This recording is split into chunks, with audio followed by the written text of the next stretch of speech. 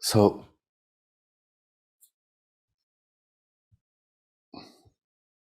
Vajrayogini is like non-serious playtime. And emphasize it enough.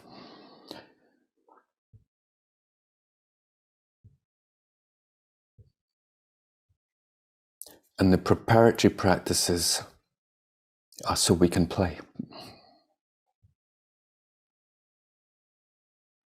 So it's just always a question of, can you play? And as I said before, we can play for a limited amount of time. So you have to balance up yourself and know how much you want to learn before you really let go into play. And if you're very wise, as I say, you make the learning part of your play. Isn't it? Whereas if you're just learning the yoga moves so you can be a yoga teacher, it's not so enjoyable.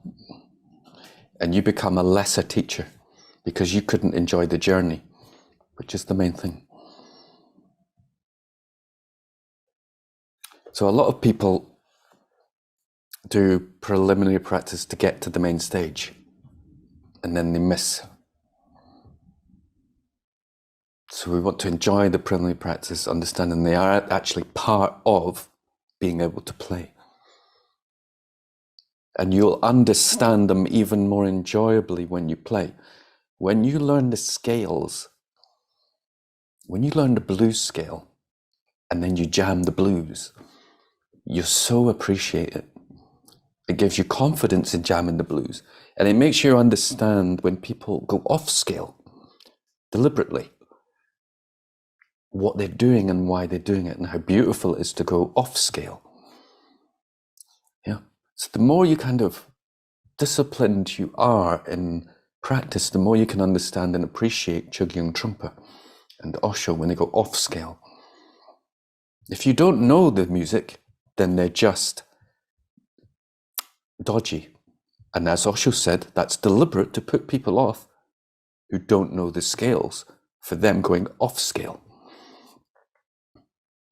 Then it's just bad behavior. It's like, great, go away.